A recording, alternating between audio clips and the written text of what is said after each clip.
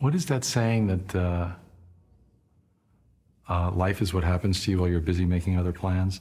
I never, ever planned on doing this kind of work. Kevin Conroy is the definitive voice of Bruce Wayne and Batman. Kevin was Bruce Wayne, Kevin was Batman, and there was no other way to see it. When I read a Batman comic, he's the voice I hear in my head. It's hard to hear any other voice than that voice with Batman. I know you helped him, Nigma. It both was strong and emotional, but also there's some vulnerability to it when there needed to be. I think it was just hearing his voice when we had the headphones on, you know, and just, I'm Batman. And you're like, whoa, this guy is Batman. This is like the best voice I've ever heard. It was just so natural. It's iconic. Like, you don't have that with a lot of characters out there. As far as celebrities go, there's no bigger Batman celebrity than Kevin Conroy. He fell in love with being Batman, and he fell in love with the fans, and that comes across authentically.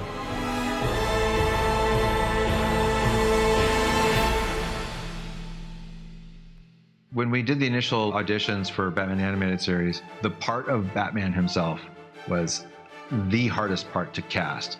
We found most of the rest of the cast fairly easily. The Joker was tough, but Batman was even tougher. We literally, I have no idea how many actors we listened to. We were nearing the end of the audition process. We had heard hundreds of people over several months' time.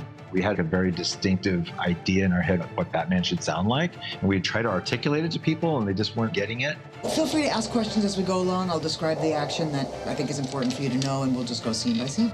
So I reached out to one of my dear friends, Anthony Barneo, who was an on-camera casting director and had been an agent.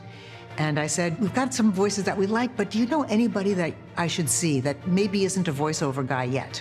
And he mentioned this guy named Kevin Conroy. I do recall sitting in the booth. I do recall Kevin walking in the room and stepping up. And he was just this, almost a classic Hollywood leading man. You know, he was a tall, good-looking guy. He was like one of the most beautiful people. And literally he walks in the door, and before he even opens his mouth, Andrea turns around and says, "We're hiring him, right?" And I'm like, well, we'll see. We'll see. Well, you know, to be honest, I went into it like a dumb actor. I really went in on a cold reading. I'd never done any animated before. I went in with a strong theater background. I trained at Juilliard. I did a lot of theater in New York. I was in LA doing a television series at the time. I didn't have a lot of experience with that. I had no experience with animation. And I just went in basically on a voiceover audition. Kevin's natural read and just direct read of what he thought this character should sound like, it just resonated immediately. I said, well, let me just come up with some voices. Let me just try some stuff. So I came up with this, very dark and this. I went into this whole other place that no one else had gone to, I guess. And I saw them all running around in the booth, and I realized that I had touched a nerve. Something had gone right. Maven, you're not safe here anymore. Is there somewhere you can hide? Go quickly. He really, really embraced aspects of Batman's character in a way that no other actor that we listened to had. And I think that came from the fact that he was not entirely familiar with Batman as a superhero or a pop culture character. He really got into the character from a very Shakespearean angle of somebody who had made sacrifices, who had lost an awful lot. He had this wonderful take on what the Batman voice was. I come to find out later when I asked him about it, was he thought this is a Hamlet story. This is a man whose parents have been killed, who's seeking vengeance. And as he brought this kind of elegant take to Batman and Bruce Wayne, it set him a cut above. It's not an overstatement to say the minute that he stepped into the read, we literally just looked at each other and it was like, that's the voice. But let's get one thing straight. It takes more than a costume and an attitude to do this work. He was perfect. Yeah, thank God. You know, probably at least 50% of the success of our version of Batman is due to him, nailing the voice. You think you know everything about me, don't you? The art of voice acting is enormously complex and subtle. You're denied most of the tools actors have available to you. You don't have visual, facial expression. You don't have control over body language. You've got to imply all of that through your voice. It's true. I love her. Kevin Conroy's Batman did that wonderfully for so many years. One of the things that Kevin was able to accomplish so successfully was to go from the Bruce Wayne voice to the Batman voice. We wanted these to be two distinct voices. And so Kevin decided to make Bruce Wayne almost foppish, kind of broad, kind of the silly rich boy, which made Batman's seriousness such a nice contrast. I've told Bruce and Paul from the beginning that I thought Batman is the real character and Bruce Wayne is the disguise. That's the way I've played this. Bruce Wayne is the alter ego. That's the face he puts on for the world. Batman is who he is in his heart. Hey, what's up, Doc? You have bats, Mr. Wayne. Appreciate the help, Doc. Bye-bye. This computer checked that fiber against every animal species known to man. The Batman voice was just a very, I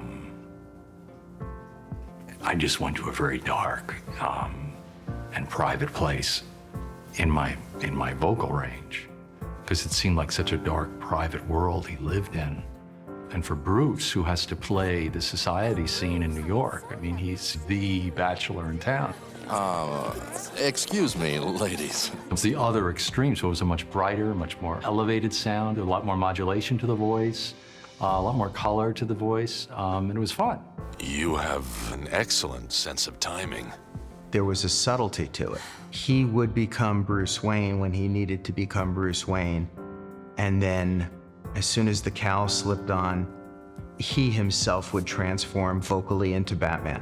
And if you watched Kevin perform the voice of Batman, you would see him take on a whole different physical stature. He embodied the character. His physicality was remarkable. It was a delight to write for him because you'd want to throw different things at him. Oh, I should have known. And say, well, how's he going to handle this? Or what if he actually has to be gentle here? And he brought it all.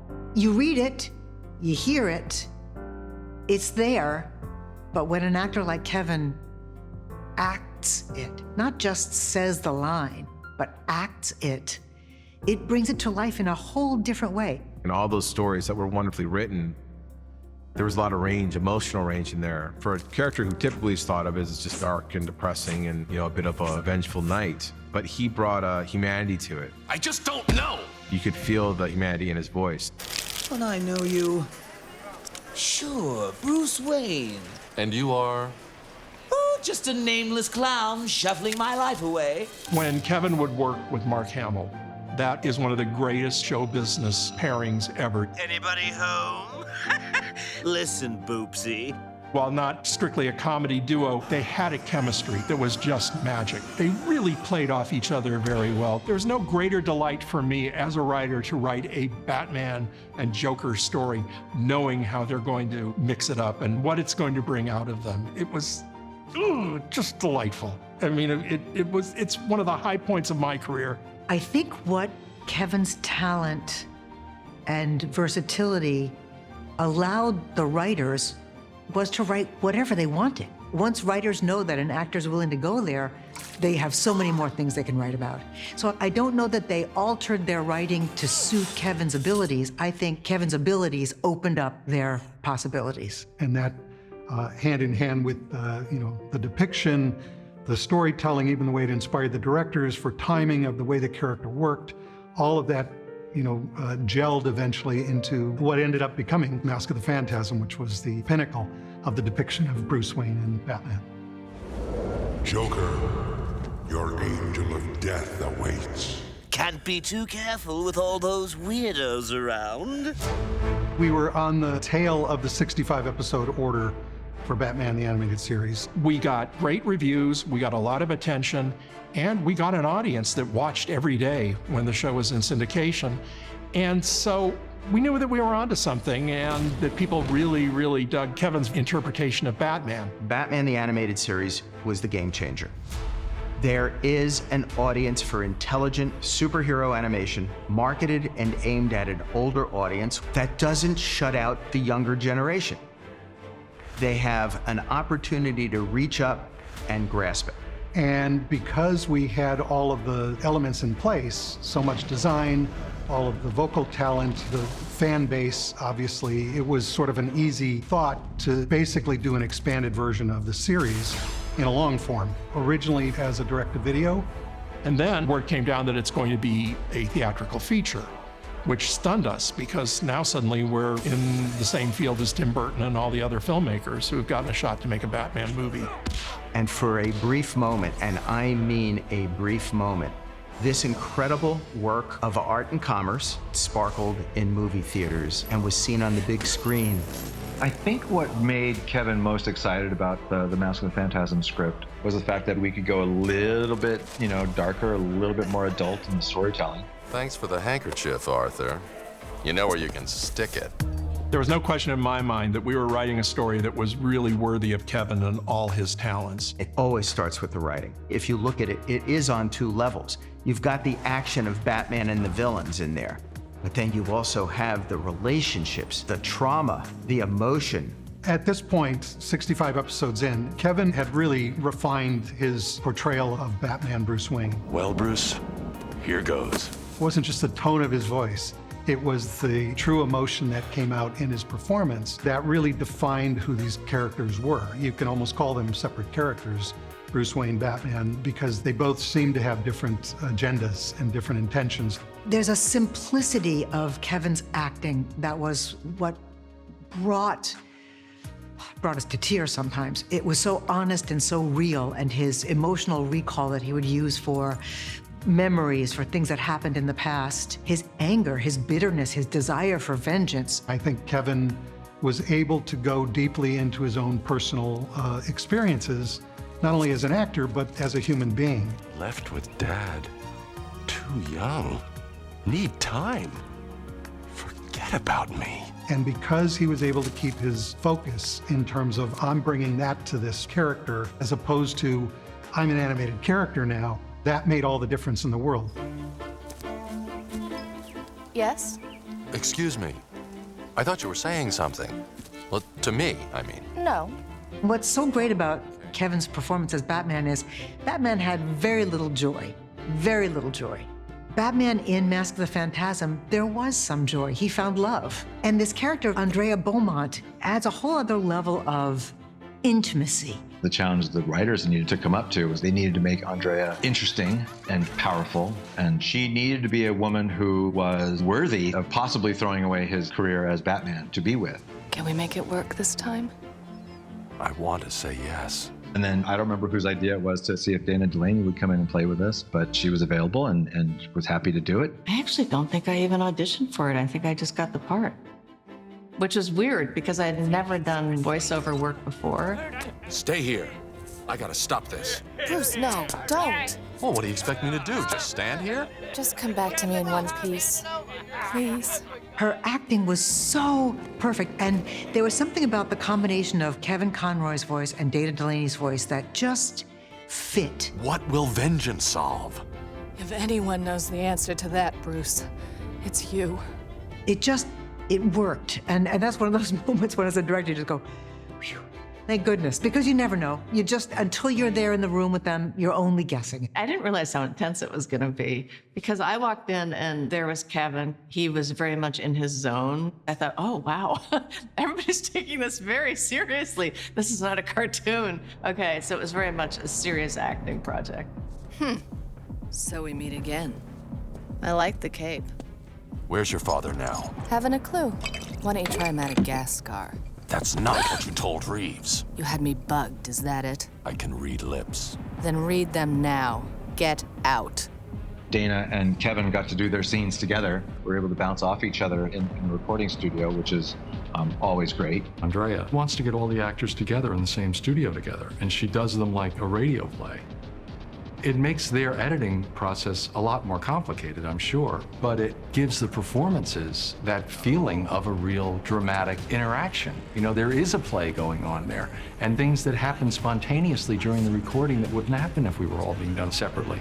Is my shirt too big, or is that my flesh crawling? A lot of people will say, what's your favorite Batman scene with Kevin in it? And it's like, man, I couldn't tell you. There's so many good ones. But that scene of him talking to his parents' graves. I don't want to let you down, honest, but it just doesn't hurt so bad anymore. You can understand that, can't you? Please. I need it to be different now.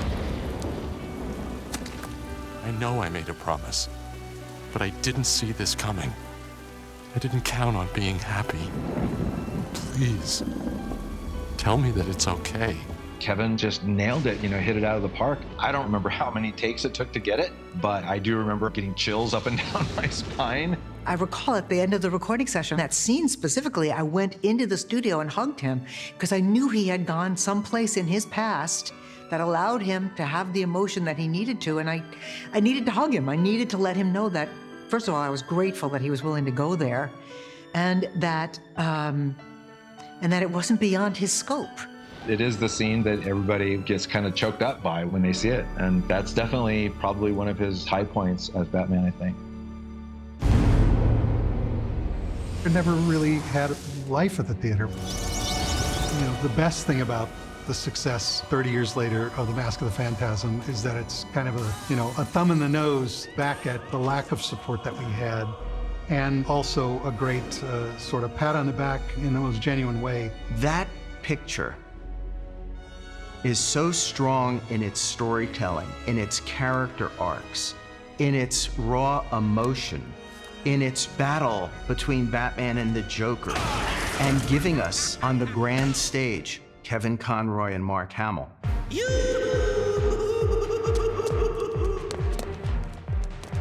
It set up so much that then continued on in all the other Batman projects we did. You could hear it in his voice. The dark knight that he became, the bitter dark knight that he became, colored all of Kevin's performances. We've got business, Waller.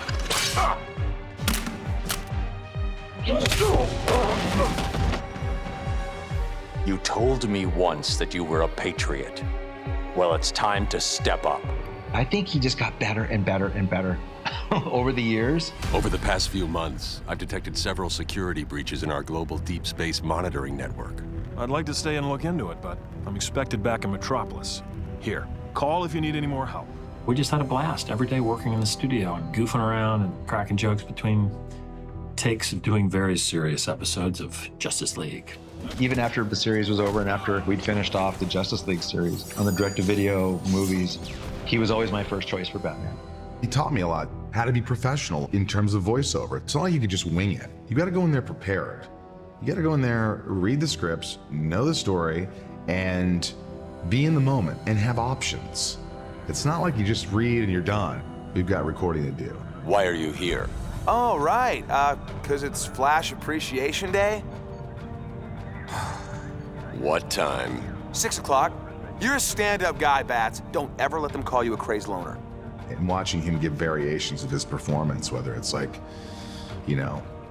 I'm Batman, or I am vengeance. I am the night. I am Batman.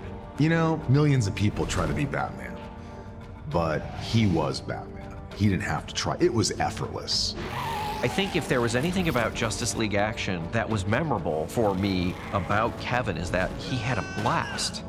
To play the character of Batman for so long, like Kevin did, to suddenly have a comedic version of the same character, I think was a real joy to him. He certainly seemed to bubble over in the booth. I am vengeance. Moving on. I am the knight? We're done now. It's still the same Batman, but he gets to play him in humorous situations, and I think that was a nice, refreshing experience for Kevin. Now we can go. Frankly, you can have your favorite Batman, and we all do, but I think on some level, Kevin's Batman kind of trumps it just because of the longevity and the amount of different forms of media that he appeared in. He was in games and movies and the TV shows. I think Kevin Conroy came across to the fans who met him as someone who genuinely loved the fact that he got to do this role and loved the fact that people cared about it that much. He loved the fans. He would spend so much time with them and give them so much attention. And And he was aware of the fact that they helped make his career. Every time that he met somebody who complimented him on Batman or who said that his work meant a lot to him, Kevin really took it to heart. He really understood that. And I think he really treasured that. After Justice League sort of died down, we started doing these conventions. Of course, my line for my autographs was, about 5 people deep. Kevin's was like 150 deep and around the corner. You could see that he loved what he did, and he loved that it brought joy to people. It wasn't work for him. It wasn't a job. It was a passion. And that passion's evident in the work. That work's going to carry on forever. Every year, Kevin gave a 1-hour Zoom talk with my class at Indiana University at the media school. The last time he spent an hour with my class was only a couple of weeks before he passed. And he did it with more passion, more intensity than I had ever seen from him. And I've seen him be intense and passionate. Kevin wrote a comic book story illustrated by Jay Bone called Finding Batman. And it was about his personal struggles as an actor, as a gay man, to find a place for himself within the entertainment industry. It was emotional and it was stunning. Kevin had to hide from his family who he felt in his heart and soul he was. And I was there in New York in the 80s, and I was there when a lot of people were dying from AIDS. And as an actor, you could not say you were gay. You just couldn't. And I really understood what he was going through. Because he had gone through those struggles, he was able to find a wonderful take on Batman where he had to pretend to be one thing when he was actually, in his heart, he knew he was something else. When you have to lock up a piece of your heart, a piece of your soul, a piece of your identity, and ultimately find a place for it, when you have to do something like that for a significant portion of your life, who else would better understand the similarity, the situation of Bruce Wayne Batman? That's where Kevin was coming from. The fact that he saw Batman in many ways similar to his own life, being a closeted gay man, and to invest the character with so much of his own personal history was such a beautiful gift. And I think it resonated in the character. I feel it makes Batman that much more interesting, in many ways. The simple one-word reference for Kevin and his legacy is integrity. Never got a big head. He never was egotistical. He always was about his fellow man.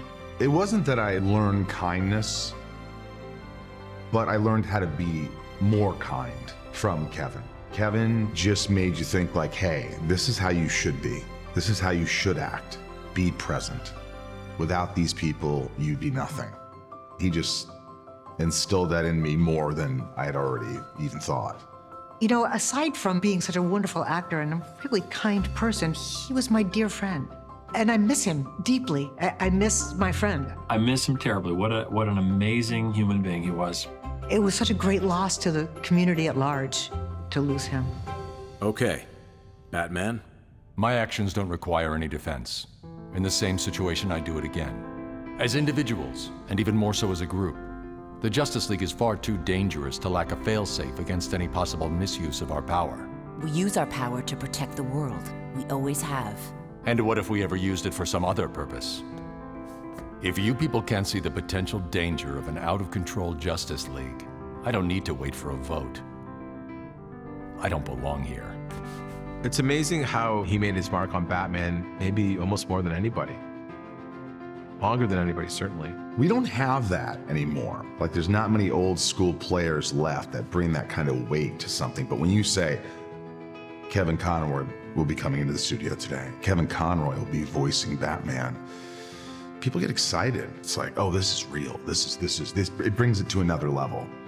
And I think that's what he did. I think that's what Kevin had always done. He really made an impact on me and many, many, many people in his life. And they can all attest to the love he had for other people and other actors, his love of acting, his love of voiceover work. And for that, he will be truly, truly missed. Kevin's Batman is always the Batman I hear in my head. Whenever I write the character, every time I write a line of dialogue, I'll go, okay, how's Kevin gonna say this? And I would write it the way I would imagine him saying this. And that's something that'll always be nice for me to hear. For me, Kevin was the best Batman ever. He just is a stunning actor, and he embodied that character. Fans liked hearing his voice.